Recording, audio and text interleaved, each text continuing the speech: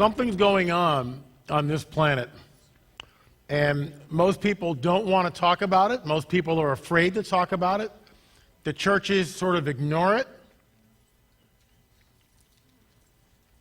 The New Agers embrace it. The guys at the ancient astronaut theorists are totally on board with it. The guys living in Sedona, take me, take me. Something's happening, and it's not going away. And the church, and I love audiences like this, for the most part, you know, we're all brothers and sisters in the Lord, saved by grace, saved wretches like us. I am a wretch, thank you. I raise my hand willingly. Just wretch me, baby. But something is coming, and it's not good. Something is here. Something is manifesting, and it's manifesting globally, and it's not going away. The phenomena, as I say over and over and over again, is real, burgeoning, and not going away. What is it going to take? And what's great about it, you know, go back 20 years, and no one talked about this stuff. If you walk into a church and go, what do you think about UFOs? We better get them down to the deliverance ministry right now. Follow me, right? No one talked about this stuff. You know, the pastor kind of takes that step back kind of deal. No one talked about it. Now it's starting to happen. We get lots of emails, some from pastors, a lot from just Christians wondering what's going on. I saw something, I can't explain it. You're the only person I can talk to because everybody else thinks I'm nuts. We hear that over and over and over again. And what I love about some of these conferences is this happened in Colorado this year. This husband and wife, they've been married about 10 years, okay? They're in front of me at the table, and this wife starts this story about her abduction. And the husband's like this. He'd never heard it. But she feels safe enough because there's no judgment. I'm just going, yeah, it's classic. Sure. Yeah, when did this happen? It's not happening again? Okay, good, you're safe. Great. He's like, whoa, he had no idea. So something is going on. Something is going on. And we're told in Scripture that the fallen one, Satan, will come with all signs and lying wonders. Is this thing working? My laptop, I just hit the first slide. And my laptop is not working. I see someone standing there. I do not know who that man is. Hello? Okay, we're having some trouble. Little technical difficulty. Americans are not expected to do well in this event. Houston, we have a problem. We're not getting anything. Why is that? I'm going to take it out and put it back in again. Let's see what happens. Okay, taking it out, putting it back in. Anything? Now there's two of us, look. One just disappeared, the great Fanzini. Poof. You got to be quick on your feet, folks. Trust me, a dead audience says, let's give him a hand. Okay. Let's all go home. That's just joking. So something is happening, and it's not going away. And look, we were just at the UFO convention, UFO Congress in Phoenix last weekend, where I caught a nasty cold, but that's another story. So if I pop Fisher Friends in my mouth here and talk like this, like Daffy Duck, you know what I'm doing. But we were in Phoenix, and there's about 1,400 people there. And a lot of these people are really hardcore, and I mean hardcore. They have been experiencers since they were 5 years old. And there's something called the Stockholm Syndrome. We're on slide 1, by the way, for those who are keeping time. We're never going to get out of here, I just know it. I've heard about this before. He just goes on and on and on. Rabbit trails, that's what they are. It's horrible. Let's leave now. So we're in Phoenix, and all these people, and I'm at the table with this one woman who's been abducted. She was 5 years old, and she had a picture of an entity which she took, which could have come out of National Geographic. That's how clear it was. And you know, Richard, my business partner and co-producer of Watches, were going, oh my gosh, we'd never seen anything remotely like it. I mean, it's just, the thing's just standing there. You see from here up. And she goes, this is my friend. And we're just going, oh my gosh. And you can't, it takes a lot of time with these people. Because, you know, you can talk about Jesus. Jesus will help you if you just say his name. And they look at you like you're crazy. Because they've tried everything since they were 5 years old, and they can't get out. And now it's the Stockholm Syndrome basically is that the person who's being captured, begins to identify with his captors. It's called the Stockholm Syndrome. And it happened in the 20th century when people were held hostage, and pretty soon some of these people began to empathize with their captors. And this is exactly what we see, to the point where the experiencers I talk to actually look forward to being abducted 2 or 3 times a week. They're called frequent flyers. They go right up through the ceiling. I know, there's a lot of weird gallows humor in the UFO community that way. What was cool is we got to go in. I wasn't allowed to speak, but we got the award. We got Best Film, and we got People's Choice, which is really cool. And a lot of people watched the film, and then people came up and talked, because we did it in a non-religious way. We weren't going, and Jesus says, if you come to me now and say the magical words. We didn't do that. We just kind of lay it out really easily for people to get and assimilate. And you know what? People start listening to it. Well, okay, far out. But it takes time. And so many of these people have been just blasted in the church. They've been massacred by the church. And so they're like, I love Jesus, but save me from his followers type of thing. So we have to be careful. And we never use Christianese in the Watchers. So I'm on slide 1, so let's move on. In 1952, UFOs over the Capitol. We show this actually as a clip in Watchers 7. Which is on YouTube. That's where we pulled it from. But there's a whole flotilla going by it's like, what is this? No one cares. Hey, don't worry about it. It's just, a flock of birds caught up in the weather balloon reflecting the planet Venus. That's what it is. Don't worry about it. You didn't see nothing. Go back to work. And it's like, look, we're all caught up in this deal in the United States of America, where it's like, we're overworked, we pay all these taxes, we do all this stuff just to survive. Who's got time to even think about any of this stuff for the most part, right? I mean, I remember, I'm 63, so my kids are, excuse me, I wish I had a mute button on. Just hold on, let me cough one more time.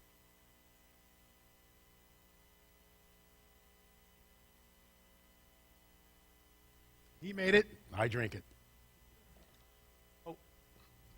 My kids are gone, and so I have time to, not leisure time, but I have time. I don't have to, come home and be with the kids and the homework and the basketball games and all the other stuff, right? I don't have to do that anymore. We don't have grandkids, so I really don't have to do that anymore. Not yet, anyway.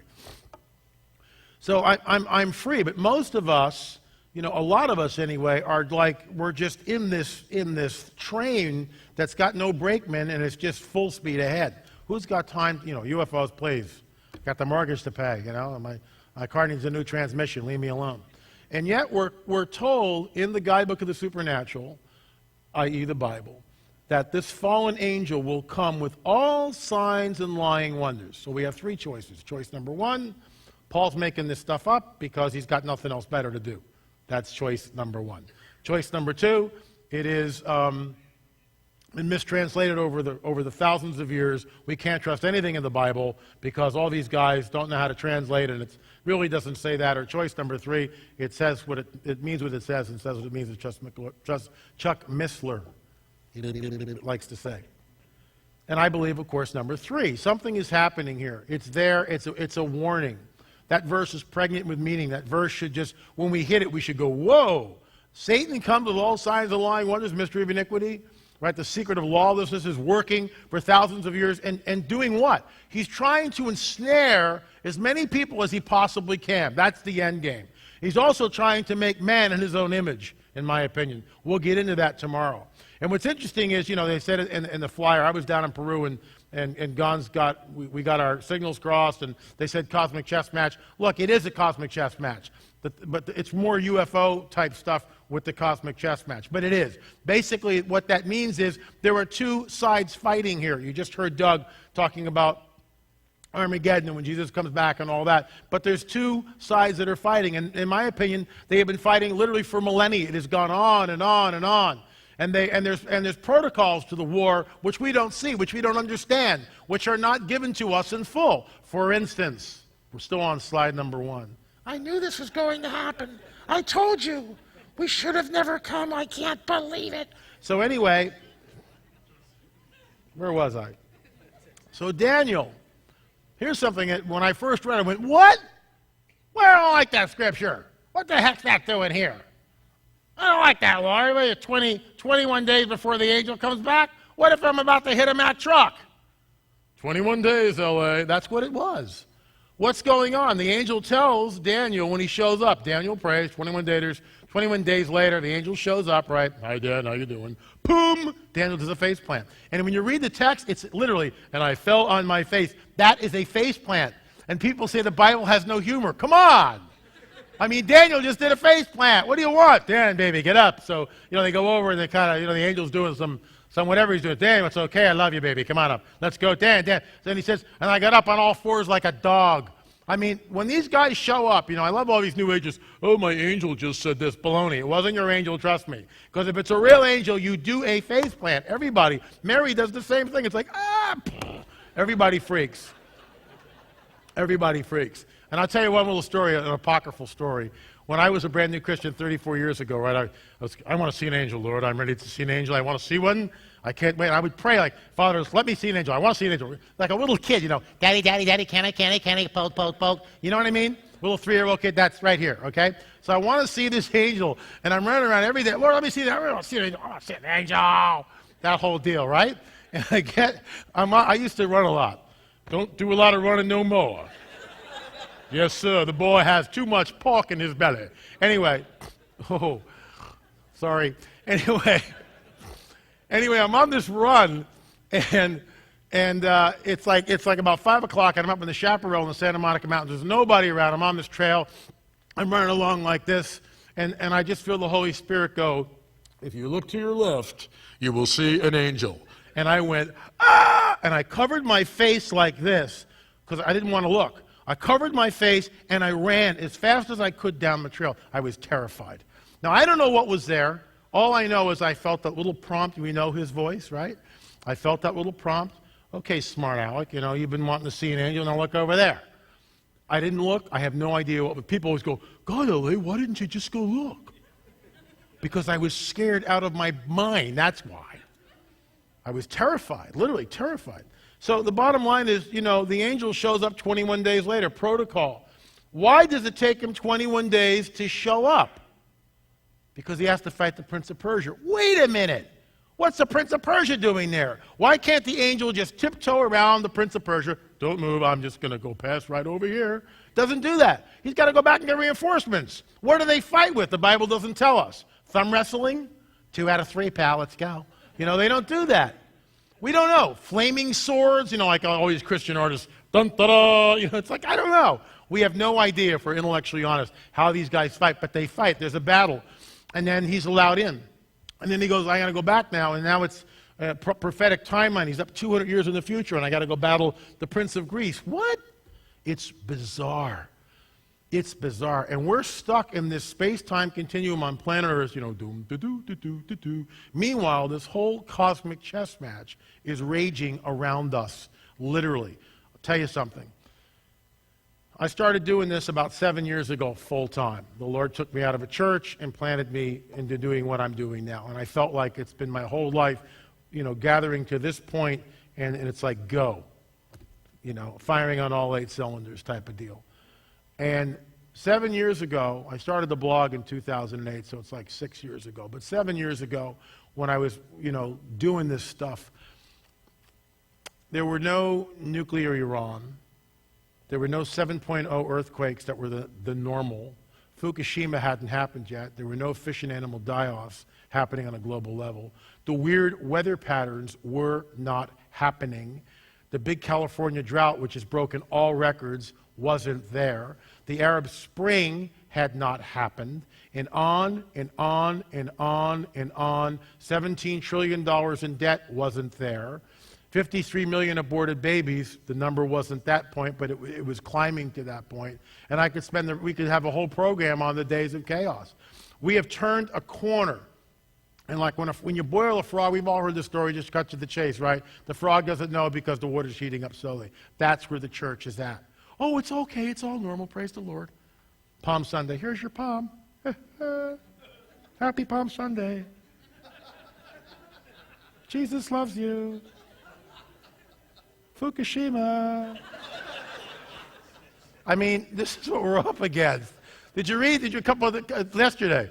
Fukushima, 200, what was it? 20,000? No, 200,000 or 100, what? With some ridiculous amount of water, radioactive water, escaped Fukushima today.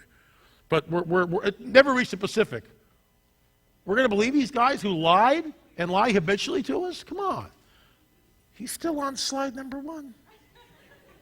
I'm leaving right now. I've had it. So, I mean, that just gives you an idea of what's happening. And it's really, it does my heart soars like an eagle when I hear at Calvary Chapel and I realize that my white brother, no, just joking,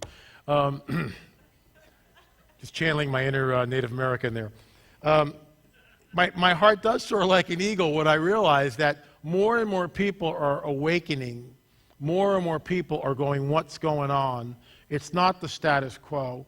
More pastors are, we spoke up at Reno last year, I think it was like in November or something. And what was amazing was it was a Friday night, and there were 12 pastors from different churches and 10 assistant pastors in the audience. And many of them came back Saturday. And I was just overwhelmed. You sure you got the right guy here, Lord? I mean, and they're like, some of them were just scribbling notes. Why? Because they want to know what's going on. And I believe the Bible's got the answers. And I believe that the Lord's raised up a bunch of us to go out and warn his people and people that aren't his people yet, but may become his people in the future as to what's going on. It is a cosmic chess match. Something is happening. And I want to show you something here. This is Paul Hellyer. Let me go back. This is Paul Hellyer. This is the UFO Congress, which was held in April of 2013 this year. Paul Hellyer has the distinction of being the former Secretary of Defense for the Canadian government. This isn't some guy with a 4th grade education. A highly educated man, was in the halls of power, rose up through the ranks, became Secretary of Defense of the Canadian government. Now he's at this UFO, it's called the Disclosure Project, and he's talking about UFOs. We have this clip in Watcher 7. Basically, he says this: UFOs are as real as the airplanes flying overhead. Now, you can't state it any more succinctly and in your face than that. Let's watch the clip. Here he goes, Paul Hellyer. Although as Minister of National Defense, I have sighting reports of UFOs. I was too busy to be concerned about them at the time because I was trying to unify the Army, Navy, and Air Force into a single Canadian Defense Force. And that itself was a kind of battle to the finish. So this was not high on my agenda. But about 10 years ago, I started getting interested due to a young man from Ottawa sending me material on the subject. I told him I was too busy to read it, but he had confidence that someday I would. It took me a while to get around to reading it, but I took it for my summer reading in 2005 and was really impressed with what was contained in it.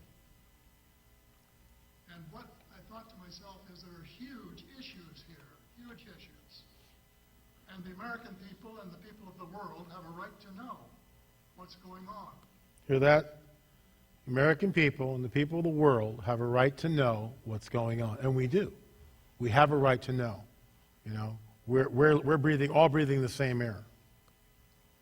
Because they're part of it. It's not just an isolated thing. I accept the invitation of Victor Vigiani, who's over here somewhere, and his cohort Mike Bird to speak to a symposium at the University of Toronto. And I said, UFOs are as real as the airplanes flying overhead. That gave me the dubious distinction of being the first person of cabinet rank in the G8 group of countries to say so unequivocally.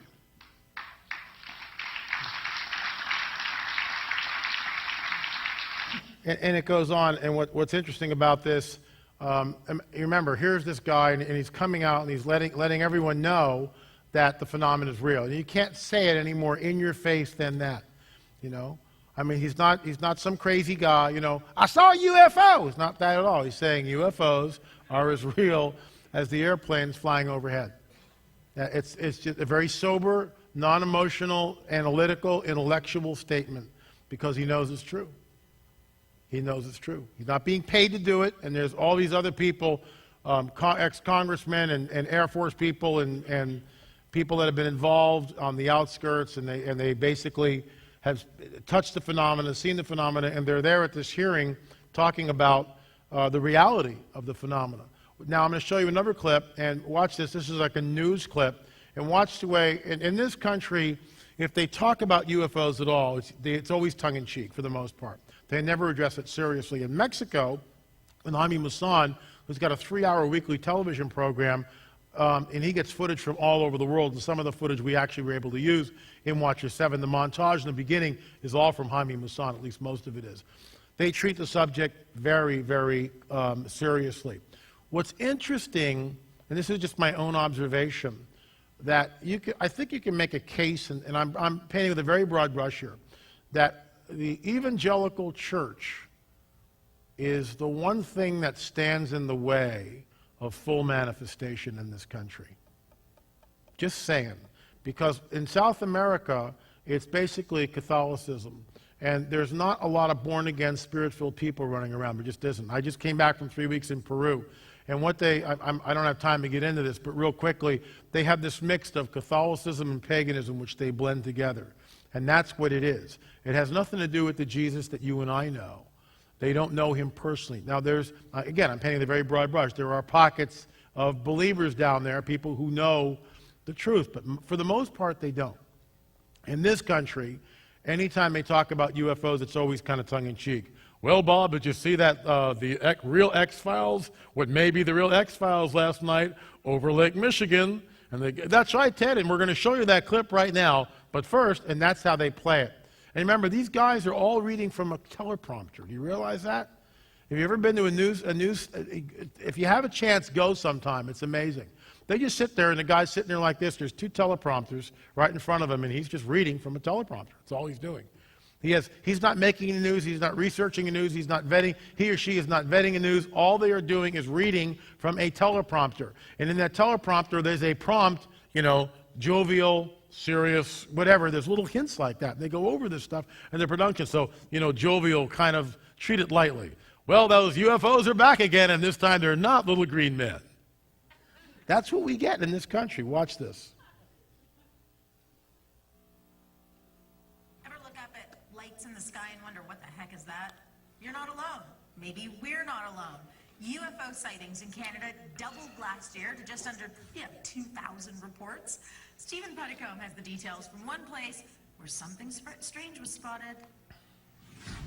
The 2012 UFO survey done out of Winnipeg, Manitoba has a surprising result. There was more sightings than ever before in the history of the... Watch this. The 2000... Watch the way she closes the piece. Last year to just under 2,000 reports. Stephen Paracas has the details from one place where something strange was spotted. Where something quite strange was spotted. Something quite strange. Wonder what it was. This is how the phenomenon is treated. So let's see what this guy has to say. The 2012 UFO survey done out of Winnipeg, Manitoba has a surprising result. There was more sightings than ever before in the history of the survey. There were 1,981 UFO sightings reported in the country last year, about 5 a day. That's more than twice the number of reports in 2011. Okay, stop. 5 a day. 5 a day. Let's say out of 30 days in a month average, right? Let's say all those reports except for one is real. Now what do we do? See what I'm saying? How many people knew those stats? That's just in Canada. Guess what the stats are in the United States right now? In April, we were filming for Watcher 7. We went back and interviewed some people down in New Jersey. Excuse me. And between these 2 reports, they were getting, UFO centers, they were getting about 500 a month. Okay, 500 sightings a month. Well, from April to October, it kicked up to 1,000 a month. From October to the first of the year, it's now 2,000 a month. Okay, so something's going on. They are chomping at the bit. Trust me, they are. And when you're at a UFO convention or when you're watching Ancient Aliens, This stuff is being ramrodded down the church's throat. And unless we understand what it is we're looking at and have an answer in season to give to the people who are trying to tell us that this is, they're Pleiadians from Zeta Reticula or whatever, we're losing, we've already sort of lost the argument. They dominate the conversation. There's only a few of us that are out here actually talking about it and trying to warn the church and others of what's coming. When there was 986. Now, the number of cases in 2012 completely eclipses all previous records for the highest That's a really cool one. Look at that. reports in 1 year. Now, see, when you see that, what are you going to do? Most people go, oh, wow, look at that, man. Yo, what is that? Right? You get sucked in. You can't do that. That's what they want. They want you to go, wow. And I've done that, and you can't do that. There's a saying, rebuke first and ask questions later. When you see something like that, thank you very much. When you see something like that and you're not sure what it is, we rebuke it first. We don't have time to test the spirits because you can't go, hey, did Jesus come in the flesh? Can't do that. So we rebuke first, and then we ask questions after the fact. Did you see that? Yeah, I saw that. What did you see? That type of thing. Let's move on. This was 1,004 in 2008. Turns out that it was just a matter of that all the sources seem to reply that they had an increase in the number of UFO reports. So it's something across the board. People in Canada were actually looking up into the sky more often than in the previous year. Ontario had more than 40% of sightings, but that's mainly because their population is so large. In 2012, about 7.5% of all UFO reports were judged to be unexplained. The percentage dropped from 11% the year before. Look at this one. Typical UFO sighting lasted about 15 minutes, and there were all kinds of shapes, sizes, and lights seen in the air, many of which could be explained. But again, 7.5% couldn't be. Right here on this very hill, about an hour outside of Halifax in January, 2 young people were sledding. They heard a strange sound in the sky, they looked up, and they saw a big orb with some flashing lights. They say it was a UFO. That UFO will be included in next year's survey. Stephen Puttycombe, CBC News, Lake Charlotte. So what this is called, in my opinion, soft disclosure. What this does is it allows the American people to look at it in a very safe environment, your living room, while you're eating dinner or getting, after dinner or whatever. So you're sitting there, oh, UFO stuff, right, or whatever. Well, that's pretty cool. Wonder what that is. It's soft disclosure. So it's like you're being fed the information. Oh, only 7.5% are real that they can't explain. Oh, well, that's not so bad. Most of them they can explain. Most of it, I got nothing to worry about. I love that. What about the 7.5%? Even if those figures are accurate, what about if it's just 2%? If it's just 1%, something is going on, and we need to understand what it is. We jump to Stephen Greer. We go back now to the April convention, the UFO Disclosure Convention. Watch what Stephen Greer says. It's really interesting. And he released a movie called Sirius, and again, I watched it. When I say dominating the conversation, I mean that. They are dominating the conversation. They are steering the conversation. They are trying to tell us that extraterrestrials seeded all life on this planet, that extraterrestrials started the world's civilizations, genetically manipulated early man. There is no God, the God of the Bible. I've watched Stephen Greer just light up and just go, yeah, when they come, all religions will crumble, and he's right, they will, for the most part. For the most part. Unless we know what we're looking at a priori before the event happens, we will be so easily deceived. We will look at the phenomena and just go, wow, maybe Jesus was from the Pleiades. That kind of makes sense, It's like, and one thing I have warned, they will come bearing gifts. One of these gifts will be free energy. I stated that in 2012, and here it is in 2013, Stephen Greer echoing, I'm not a prophet, but it's sort of a prophecy. That's what I believe it will do, and Greer's telling us that when they show up, they'll give us the energy that pilots the crafts, and it'll change everything. Look, folks, the world is headed towards something. We're told by Yeshua, by Jesus, the signs to look for, the wars and rumors of wars are happening. Famines and pestilence, it's happening. Earthquakes in diverse places. My gosh, it's happening. Troublesome times. Hello? Look around. I'm not a prophet of doom, but then when he says, when you see those things, do what? Build a bunker and hide? No, he says, look up. It's actually words of encouragement. Look up, because I'm coming back. I'm paraphrasing here, but that's basically what he's saying. So watch what Stephen Greer says here. And Stephen Greer is what I would consider a nice guy. I've never met him, but he's on the other side of the aisle. He firmly believes that there is a truth embargo happening by the American government. They are not coming clean about the extraterrestrial presence. Greer believes, like I do, and many others in the field, that the American government has known about the ET presence since around World War II, perhaps even before that. Certainly the Nazis had their own Roswell, and I could get off on that, but I won't. Watch this clip. Citizens hearing on disclosure, Dr. Stephen Greer. And why are we still on oil? I think we're on oil because, and coal and nuclear power, because there has been an active, longitudinal, long-term suppression of really advanced sciences and technologies. There are 5,135 patents that have been seized under the National Security Act. And I think that this has created both a geopolitical emergency and a geophysical emergency.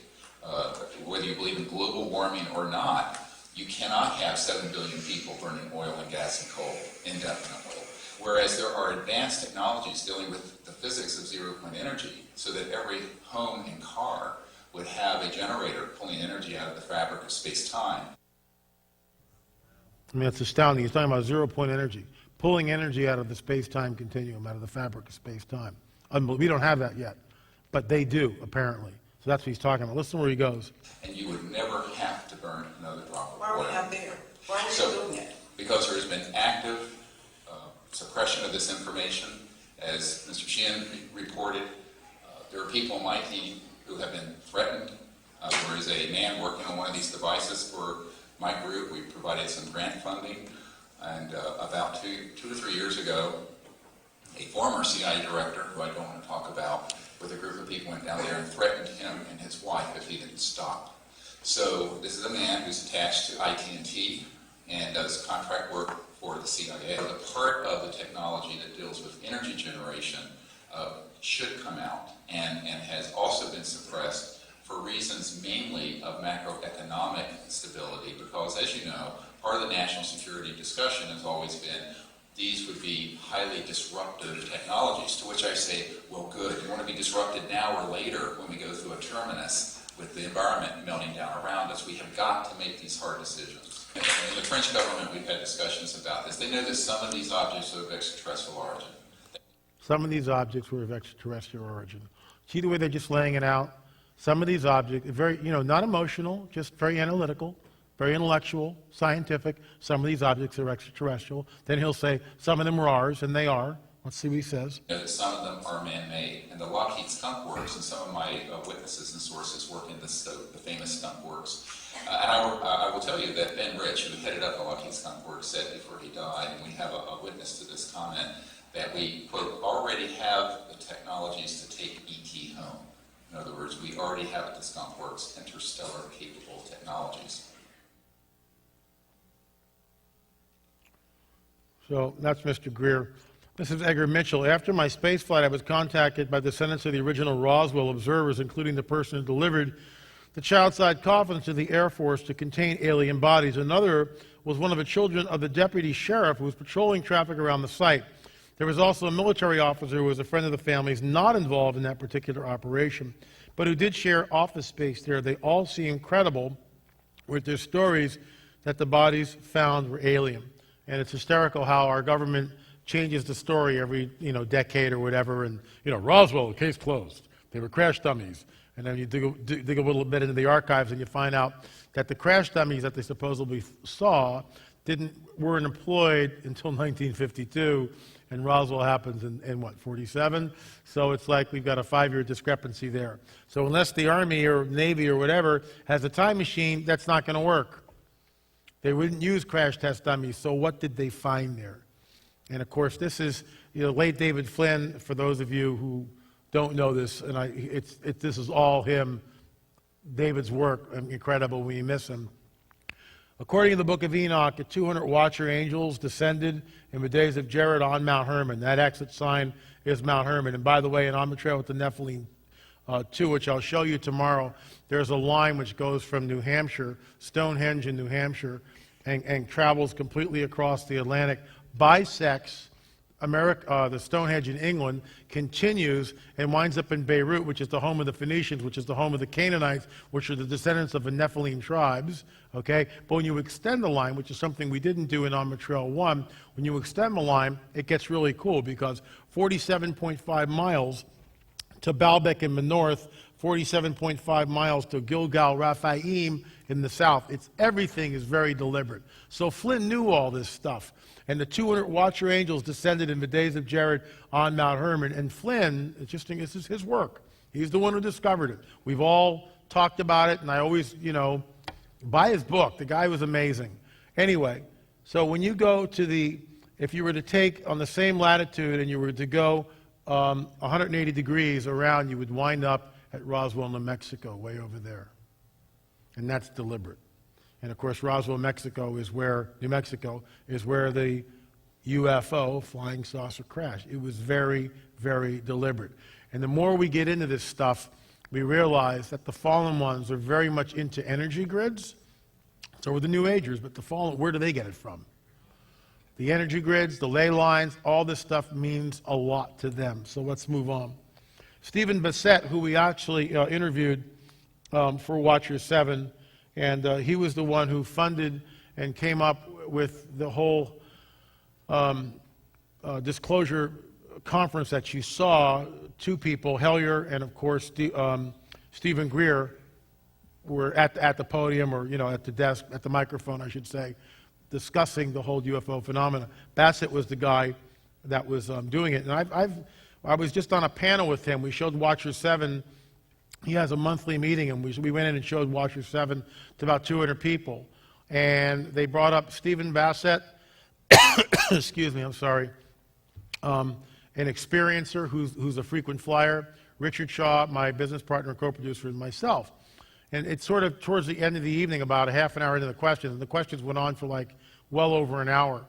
And it was sort of Stephen and I were fencing, because his paradigm is E.T. is here, and my paradigm is, no, we're not looking at E.T. These are interdimensional beings that lie all the time. They are the remnants of the fallen angel. It's the coming great deception. It's talked about it. It's a spiritual dimension to this thing. And I'll talk about that in a little bit. And I really got to hurry up because I'll never get done. But you guys don't care, right? That's what I figured. It's bedtime stories with L.A. Marzulli. Okay, kids.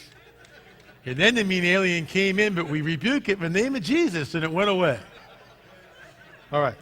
Stephen Bassett, Exopoliticus. The art or science of government as concerned with creating and maintaining policy toward extraterrestrial-related phenomena and extraterrestrial beings. Exopolitical actions, practices, or policies. The exopolitical opinions or sympathies of a person. The total complex of relations between humans and non-human intelligent beings. Look, this guy is on board. And he's just one of, I don't know how many. I would venture to say millions at this point, which look at this phenomena and can't wait for them. There's a clip that we have at the end of Watcher 7, right before the epilogue, where Bassett, and he's really on point. When you're doing interviews with people, there's a lot of dead space. You'll fill maybe 2 hours, and we'll use maybe 5 to 10 minutes, at the most 10 minutes, maybe that much, depending on what they're saying. People have a tendency to ramble and go on, thank you, and never make their point. But that's okay. I mean, it's just part of the interview process. And every now and then someone, Gary Stearman, by the way, comes on the record in Watcher 7, just articulate, clear, just hit it out of the park. I mean, we were just going, wow, what an interview. Bassett did the same thing. At the end, he sort of collected himself and he went, when E.T. shows up, it's going to be 24/7, 365, and he's right. I mean, I'm just boiling it down to the bottom line, and that's what he's saying. And he's right. When it happens, everything changes, and the church needs to understand this.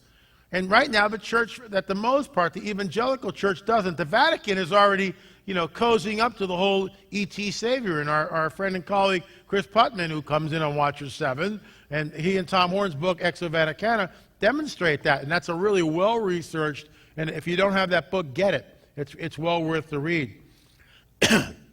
Something is happening. Then you get this guy, New Age's Benjamin Creme. When I first became a Christian 34 years ago, 1982, there were full-page ads in the LA Times, New York Times, London Times, and a major paper on the European continent. Some of you may remember it. It basically said, the Christ is now here. And the fifth Buddha, and the Imam Mahdi, and all this other stuff. And, you know, a lot of Christians, a lot of pastors went, whoa! And they addressed it from the pulpit. That doesn't really happen so much anymore. Have you noticed that? It's awfully quiet. A lot of time you just hear, and if you believe that God loves you, he will give you the money that you need for your mortgage right now by sending me, L.A. Marzulli, $1,000 seed faith offering. Right? And I call these guys and I go, do you realize that what you're doing? If Jesus were here and this was, he would take the whip and drive you out of the temple. It's unbelievable, the junk that's going on. That's not my Jesus, and I hope it's not your Jesus. It's an abomination. It is. It's an abomination. It has nothing to do with the good news at all. They are fleecing the flock. Where was I? So Benjamin Creme. Little bunny foo-foo.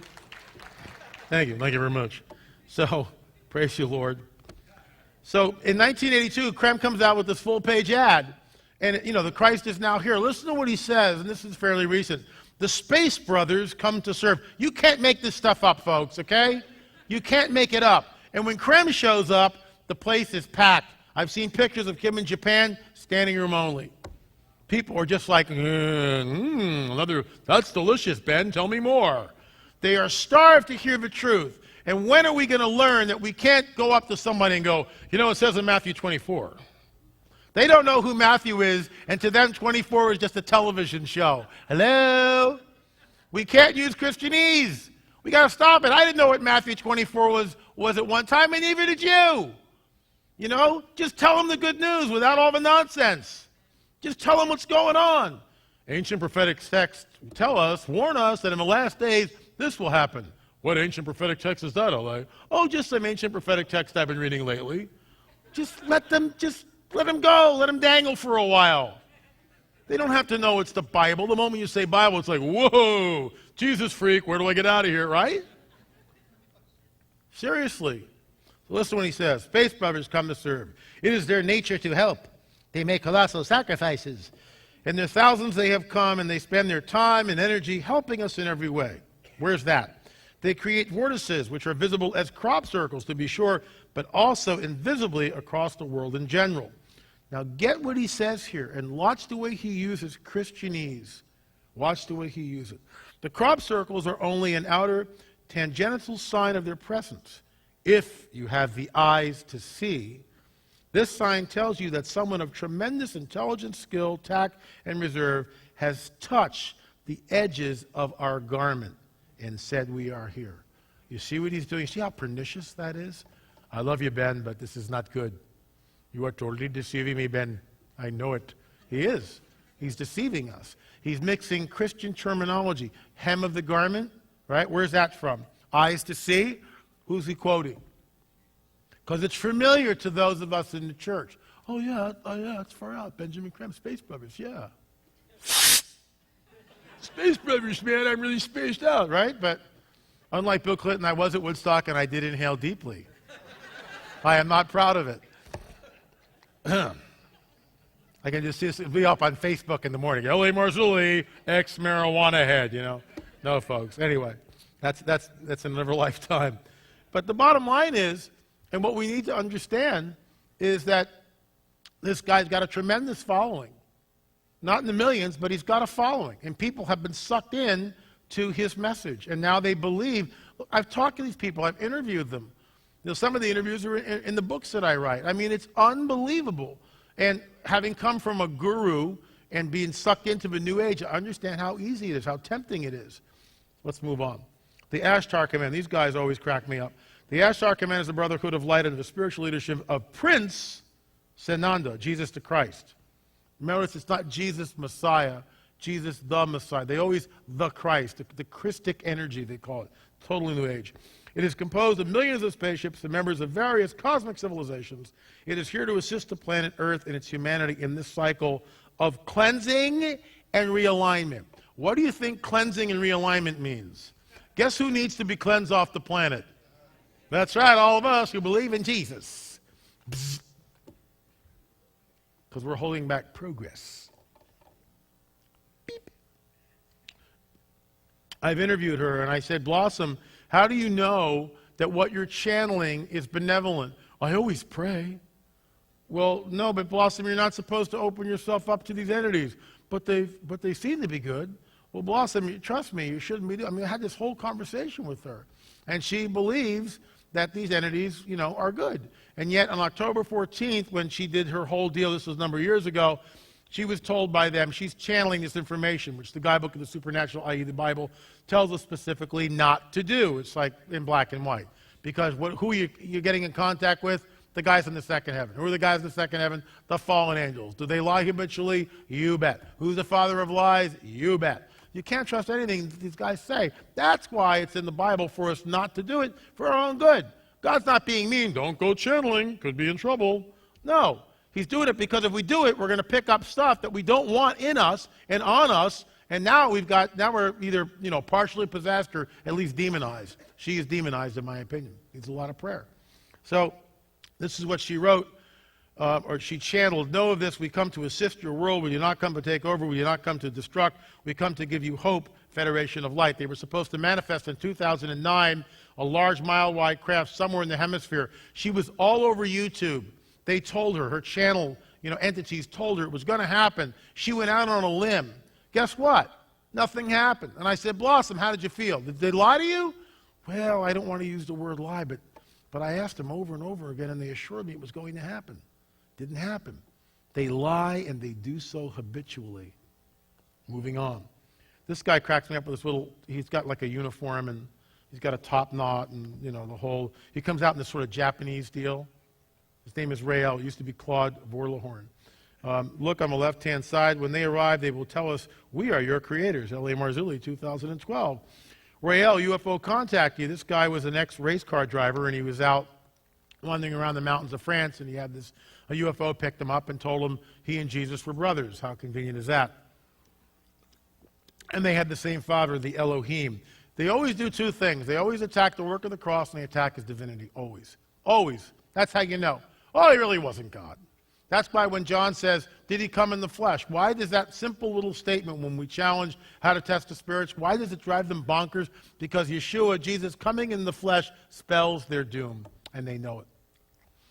And they don't like to answer that question. Intelligent design, message from the designers. Years ago, everybody knew that the earth was flat. Everybody knew that the sun revolved around the earth, and today everybody knows that life on earth is either the result of random evolution or the work of a supernatural God. Or is it? In Message from the Designers, Rael presents us with the vast amount of information that he received during his UFO encounters in 1973. A third option, all life on Earth having been created by advanced scientists from another world. You say, L.A., no one in their right mind would believe that. I don't have time to show you this, but there's a guy called Ben Stein on his movie Expelled, and he sits down with Richard Dawkins, and he says, Rich, where did life come from? And Dawkins says exactly this. Well, no one knows, but it could have happened this way.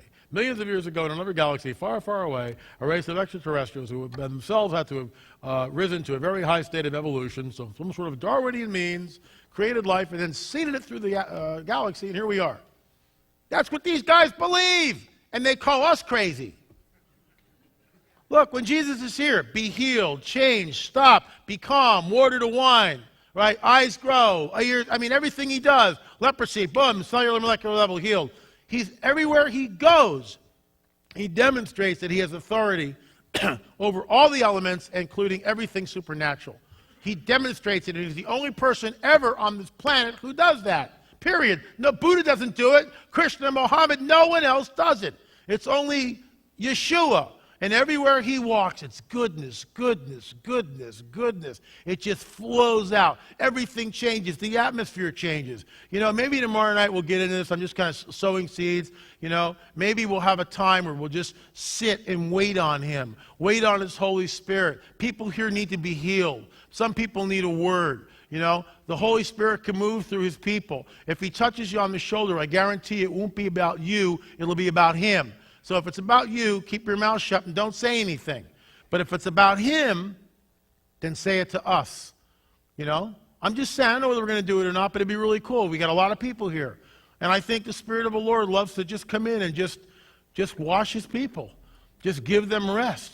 And we oftentimes in church settings don't do that. So maybe tomorrow night to close, maybe we'll have like 10 or 15 minutes of just kind of waiting on him corporately, you know, and just seeing what he wants to do. Maybe. We'll see what happens. Let's move on. Edward Billy Meyer, when I was 26 years old, he released this book called UFO Contact from the Pleiades. And this book changed my life. I mean, I was a musician. I was playing a rock band all over Los Angeles. I wrote a song called Space Alliance. I went and saw Close Encounters like 50 times. I mean, I was totally on board with this stuff. I believed in it. With all my heart, I did. You know, this is it, man. And you know, it was interesting when I became a Christian years later, and my mentor, who died last August, Dr. I.D.E. Thomas, where I got my honorary doctorate from, Dr. Thomas, his book, The Omega Conspiracy, talks about the Book of Enoch. And when I read the Book of Enoch, there was this character by the name of Semyaza. Now, this is 20 years ago, or 25 years ago now, actually, right? And there is no internet, and most people have no idea what the Book of Enoch is. So Edward Billy Meyer is in 1976, he's having contact with this being called Semyaza. Whoa! So now I'm a Christian, and I'm reading the Book of Enoch, and there's the same name, Semyaza. And I remember taking the Book of Enoch and the UFO Contact from the Pleiades by Edward Billy Meyer and showing it to Dr. I.D.E. Thomas. He went like this, and he dropped the books in his laps and just stared at me with his jaw on the ground. He was blown away. And so was I when I discovered that. Because it's either Edward Billy Meyer is you know, it's a hoax, and he found the Book of Enoch someplace, and he just took this name, or it's an interdimensional being from thousands of years ago, which is once again manifesting in our space-time continuum.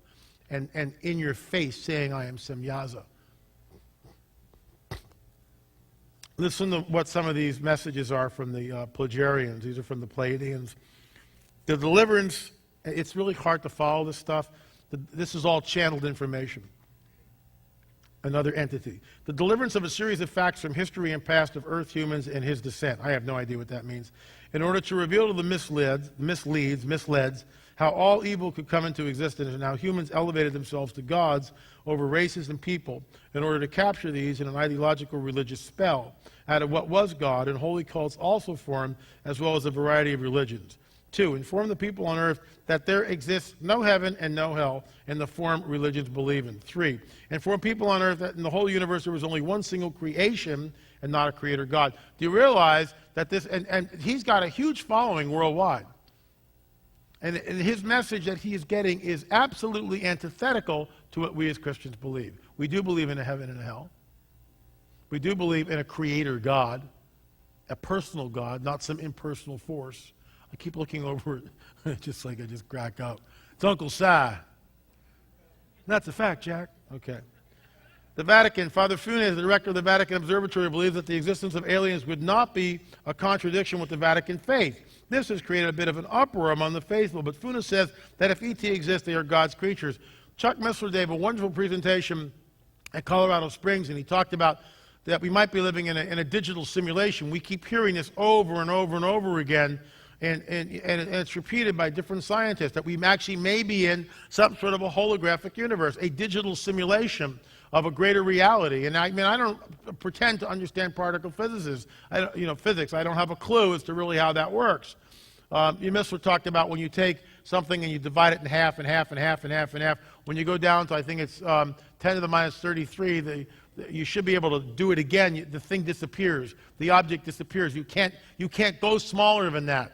You know, the whole idea of particle physics, when you look at an object over here and, you know, the thing appears over here, it's really, really bizarre stuff. And it points to the fact that what if we're living in a digital simulation? What if we are? I don't understand how that would work, but that means that we may be alone in the universe. See how that works?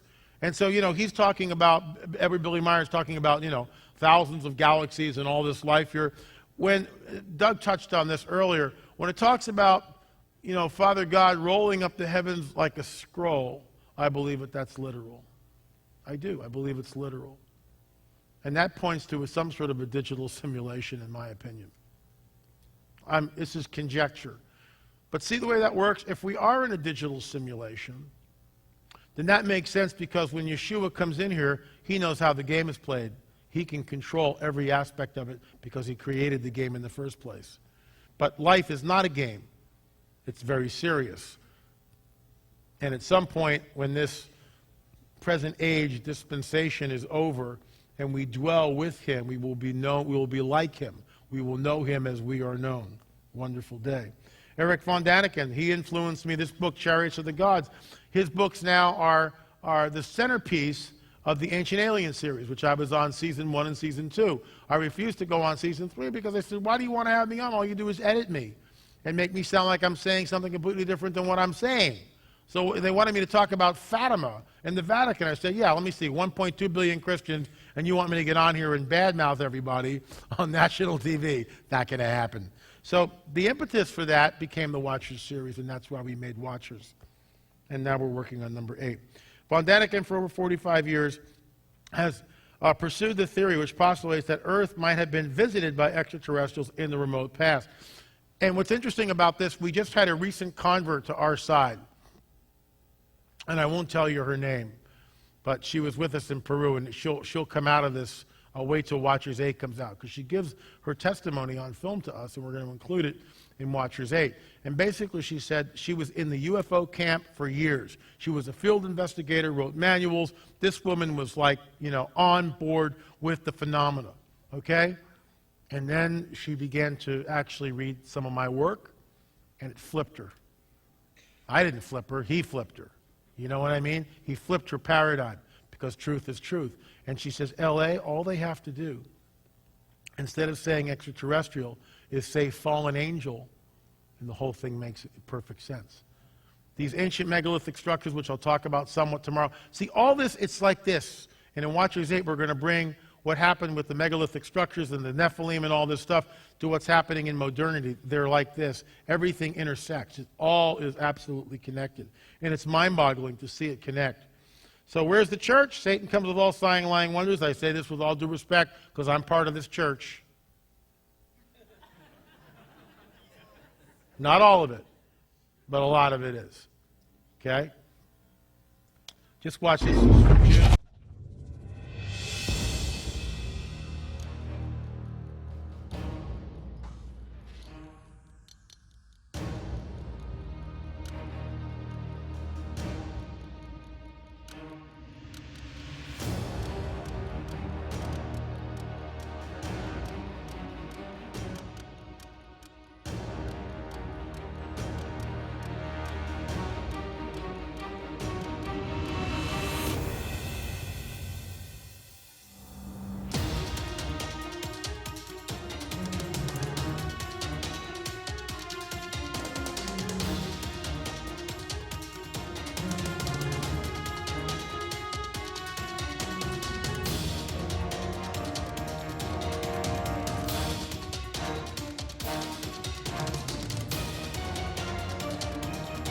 Guy puts these out every month.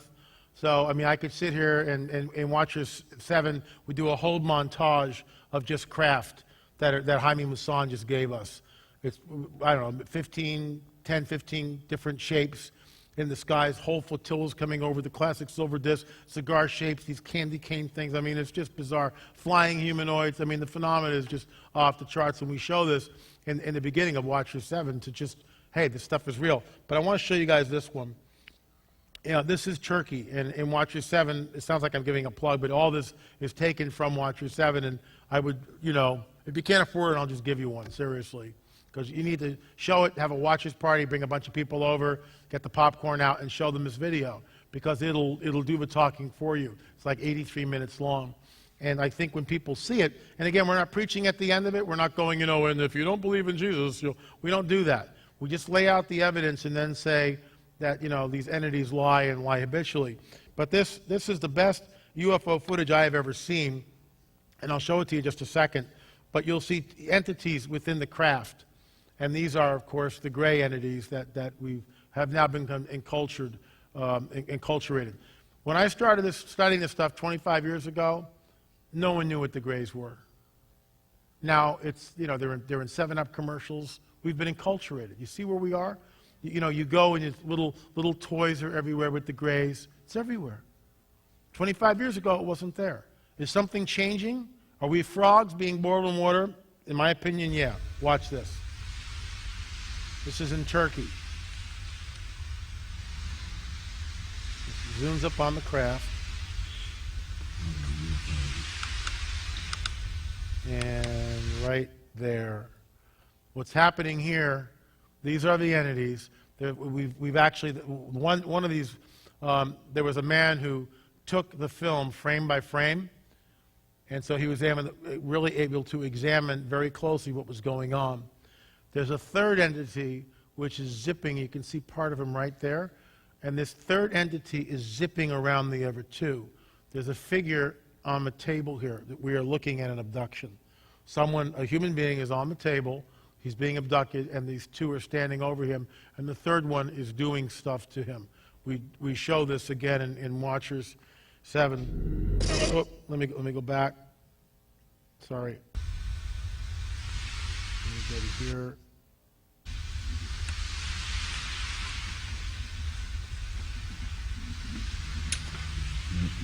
This film has been vetted and looked at by the Turkish government. Other people have looked at it. It is what you're looking at is what we're dealing with.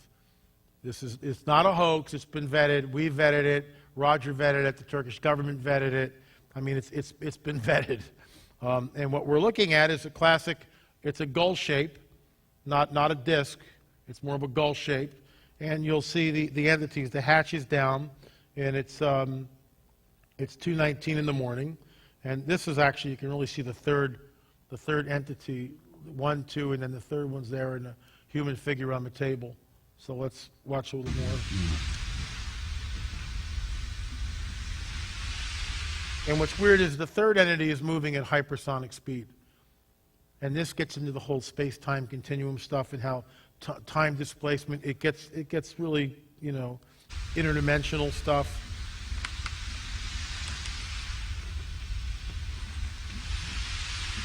I'm going long. I apologize. I'll try to speed up here, folks. I don't know if Donnie's going to come back on. All right, so you get the point, right? There's a good shot of the third one. So let's move on.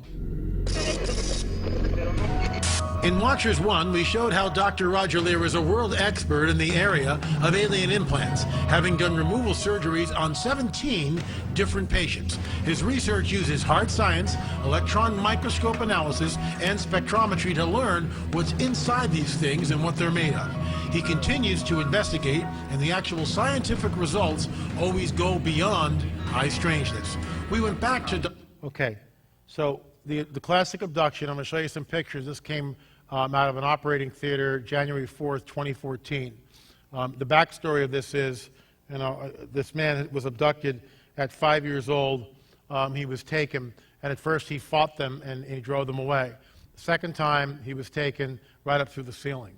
And he remembers going like this and all his clothes just just right up through the ceiling. You say, how is that possible, right? When the angel appears to Peter in the jail cell, how does the angel get through? He just appears, doesn't he? Then Peter's not sure he's awake or asleep. That's a classic abduction. I'm not saying Peter was abducted. I'm saying that the fallen angelic hosts have the same properties and powers as the good angels do. And so when they show up, the same kind of stuff happens. Peter's angel comes in, manipulates space-time, shuts everybody off, opens the jail cell. Peter's chains fall off, walks out. All the Roman guards are asleep. If you did that if you were a Roman soldier and did that, you fell on your sword the next morning. So something's going on. Then the doors open by themselves, these huge prison doors, right? They walk out, the angel disappears. Classic abduction, almost exactly the same thing. You're lying in bed, 3 little beings come up, next thing you know, you're being levitated, you go through the window. You can't go through the window, but you're going through the window. Is the window open? No, the window's shut. Do you open the window? No, I don't know. I'm repeating Dr. Jacobs' interview. No, I don't open the window. Does anyone open the window? No, I just go through the window. You can't do that. And then the dog is shut off, and the partner is shut off, and they find themselves, if it's a male, sperm is taken. If it's a female, ovum is taken. Sometimes, not all the time, implants are put in, and that's what I want to talk to you about. because we tracked this guy in Watchers 7 and then concluded it in Watchers 8. He came to us and said he had been abducted, and he told us a story. He was driving his motorcycle, and the pain was so excruciating in his leg that he literally ditched the bike. He couldn't hold on to the bike. He ditched the bike and rolled on the concrete, holding his knee and screaming, okay? It happened 2 or 3 times. He finally went, like, after the first time, he went and got it x-rayed, and this is the original x-ray showing the implant right here. This is hardcore science, okay? This is why we're on the trail, and this is what we do, because we're bringing, now it's out of the realm of hearsay, and I know this guy, and we've interviewed him, and I watched through the whole process. There's the implant right there, okay? So here's what we did. We did an x-ray, another x-ray, our own x-rays of the implant. Then we did a CAT scan of the implant. Found the implant. Then we took him and we did what's called a Gauss meter. A Gauss meter measures a magnetic field. So the Gauss meter, the implant was like right, well, this perfect little dot, like right there. That's where the implant was. And we know that from the x-rays. We can take the x-ray, put it over the patient's knee, and you can see where the implant is. The implant was like right there. Took a Gauss meter to it, 7.5 on the Gauss meter. Richard's camera, battery, fully charged, 10 points on the Gauss meter. Little thing the size of a pencil egg is putting out 7.5 Gauss. All right? This is really important because I'm going someplace, and you're the first audience I've told this to, other than people who go to the blog. So we also took him to a doctor who was going to perform a surgery, and this doctor had an ultrasound machine. And he took the x-ray, placed it over the person's knee, took a magic marker, went dink, that looks like where it was, put the gel on, made a couple of passes like this, oh, there it is, and this is what he saw. That's the implant right there, okay? Piece of cake. We scheduled the surgery for January 4th. We go back to the operating room. We have a monitor with about 15 people in another room that are watching the monitor. We've got witnesses. We've got 3 camera crews there. We've got the patient. We've got Dr. Roger Lear, Dr. Matriciana. Rick is shooting. I'm like, you'll see a picture of me. I'm like watching the whole thing. And an hour and a half goes by with the doctor holding the ultrasound wand and going over a strip of leg about that far, about 8 inches wide by 3 inches. Over and over and over and over and over again with the wand, and there's nothing there. We take the Gauss meter, there's nothing there. Take the stud finder, there's nothing there. It's like it's being hidden and it's being switched off. Now get this, and I'm not making this up, folks. This is frontline stuff. And I'm way over my head. I've never been, done one of these things. I have no idea. But we're prayed up. We're not like super spiritual. We're not praying and fasting, but we're prayed up. And I feel the little tap on my shoulder, pray and do it now, and pray out loud, okay? So the room is crowded. Richard and I are the only 2 Christians there. And I go, guys, I got to pray right now. I know this sounds really weird, but I'm going to pray, and I don't care. I'm just going to pray, okay? So, whatever, crazy kid.